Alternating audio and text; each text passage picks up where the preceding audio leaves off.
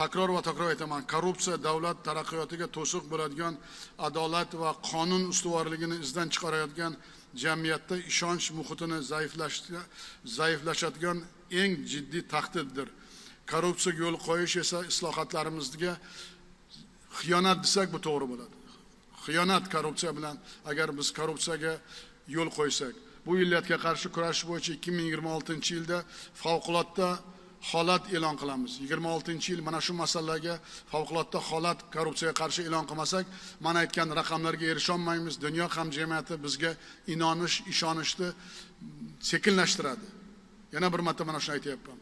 Barcha idoralar compliance va korrupsiyaga qarshi ishchi nazorat mas'ul o'rinbosarlari yangidan lavozimi joriy etiladi. Hisob palatasining vakili faoliyati yo'lga qo'yiladi. Har bir idoraga kirib boraman.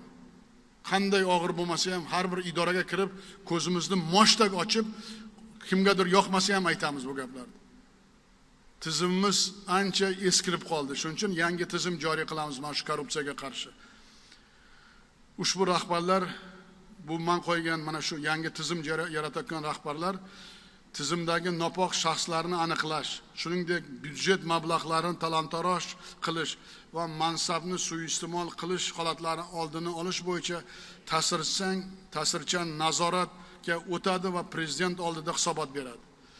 Ana shu bu yil favqulodda tizimda yangi qonunlarni ishlab chiqarishda, yangi tizimimizda g'ovligini inobatga olib, mana shu yana bir marta islohotlarimizga xiyonatligini inobatga olib yangi tizim joriy qilyapmiz. Davlatning har bir so'm mablag'i resursi bo'yicha shaxsiy javobgarlik kuchaytiriladi. Lavozimim, unvonim menga hech kim tegmaydi deganlar adashadi O'zbekistonda. Adashadi. Qonun oldida hamma teng. Ichki ishlar, prokuratura, soliq, bojxona, moliya, bank, yirik davlat kompaniyalari, vazirlar va hokimlar bir so'z bilan aytganda bironta idora va tashkilot nazoratda chetda qolmaydi. Compliance xizmatining faoliyatiga to'sqinlik qilganlar korrupsiyaga sherik deb ko'riladi. Ana shuni bilinglar. Bu yangi tizim majbur bo'ldim bu tizimni joriy qilishga. Qulog'imga ko'p gaplar kelyapti. Bu deb baholanadi va javobgarlik shunga mos bo'ladi.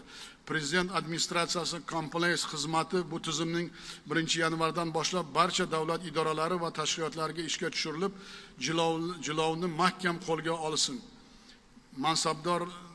Mansabidan qat'iy nazar poraxo'rlik va suiiste'molchilikka bo'yicha har bir holat yuzasidan prezident administratsiya compliance xizmati shaxsan menga axborot qiladi. Hech kimga bo'ysunmaydi. Ana shuni bilinglar.